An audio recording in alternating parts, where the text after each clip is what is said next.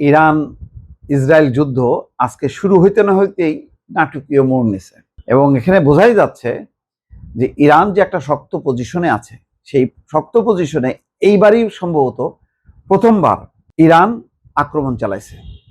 সে বোঝাই দিছে যে ইরান এত ফেলনা কোনো বিষয় না বা ছোট কোনো বিষয় না। আগে যেটা হতো যে ইরান জবাব দিত, এখন একেবারে রীতিমতো বলছে ইসরায়েলকে লেবাননে হামলা বন্ধ করো, যদি বন্ধ না করো খবর আছে। সেই খবরটা আজকে করে দিছে দ্রুত গতিতে। ট্রাম্প তো বুঝতে পারছে যে বিপদ আসতেছে, তাড়াতাড়ি বলছে যে পাল্টা হামলা যাতে না করে, যদিও সেটা লঙ্ঘন করে ইসরায়েল হামলা চালাইছে। কিন্তু দেখেন ইরান কতখানি কনফিডেন্ট, সে বলতেছে যে আমরা হামলা চালাইছি এবং আমরা এই হামলা চালাবো। এবং আবার দেখেন হামলা করার পর আবার ইরানই নিজে থেকে বলছে যে হামলা বন্ধ, যুদ্ধ করা এবং যুদ্ধ বন্ধ করা দুটোই ঘোষণা দিল আজকে একদিনেই। ইরান একদিনেই যুদ্ধ শুরু করা এবং বন্ধ করার দিল, কারণ তারা তাদের একটা যে হুঁশিয়ারি বা একটা সংকেত দিল, জানান দিল যে আমরা কিন্তু আছি, আমরা ছাড়বো না।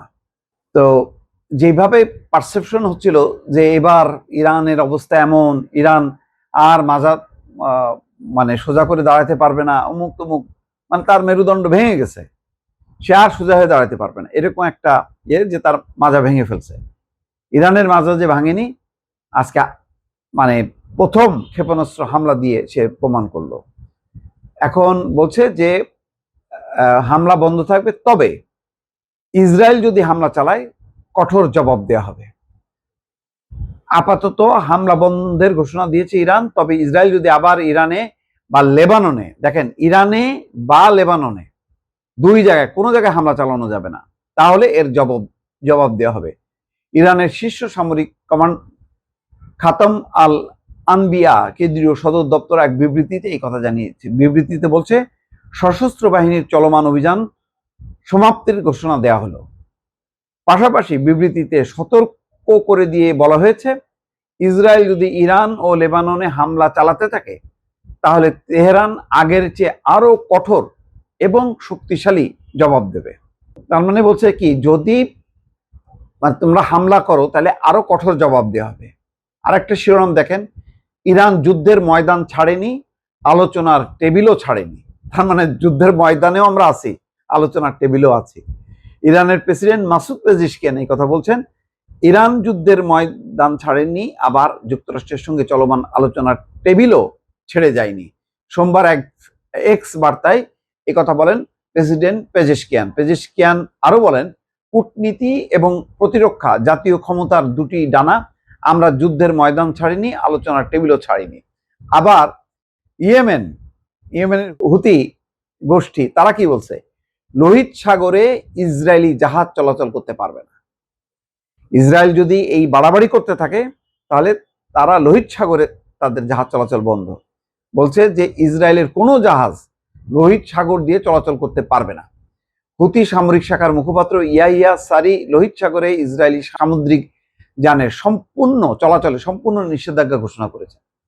ইরানের সমর্থনে ইয়েমেন থেকে ইসরায়েলে ক্ষেপণাস্ত্র হামলা চালানোর পর হুতি সামরিক শাখা থেকে এই ঘোষণা এলো। দেখেন গাজার যুদ্ধের কথা যদি চিন্তা করেন, গাজা যুদ্ধে কি ঘটলো, ফিলিস্তিনিদের উপর এমন নির্মম নির্যাতন অত্যাচার চালানো শুরু করলো, একে মারে ওকে মারে, মসজিদে নামাজ পড়তে দেওয়া হবে না। পরে অতিষ্ঠ হয়ে কিন্তু ওরা একযোগে হামলা চালিয়েছিল, তার পরিণতিতে গাজা ধ্বংস হয়ে গেছে। কিন্তু তারা কিন্তু তাদের যেই স্বাধীন ফিলিস্তিন রাষ্ট্র, সেই দাবি কিন্তু প্রত্যাখ্যান করেনি। আর এখানে দেখেন এই গাজার তাদের ইসরায়েলের এই আগ্রাসনের পর তারা মনে করলো এইভাবে আস্তে আস্তে তারা লেবানন দখল করবে, এইভাবে তারা ইয়েমেনকে ধ্বংস করবে, ইরানকে ধ্বংস করবে।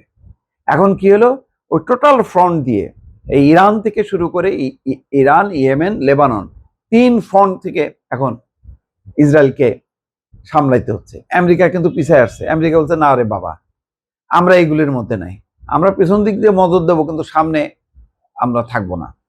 এখন ইসরায়েল টার্গেট হয়ে গেছে, কারণ ইসরায়েলের বাড়াবাড়ি চরম আকার ধারণ করছে। সে করছে যে একটা গ্রেটার ইসরায়েল বানাবে, গাজা দখল করবে, গাজা, পশ্চিম তীর, তারপরে দক্ষিণ লেবানন, এগুলি নিয়ে সে একটা গ্রেটার ইসরায়েল করবে। সে গ্রেটার ইসরায়েল করার স্বপ্ন গুড়ায় দেবে এক ইরান যদি শক্তি পায়, এবং ইরানের পক্ষে যদি এই মুসলিম দেশগুলো একটা মানসিক সমর্থন দেয়, তাতেই যথেষ্ট।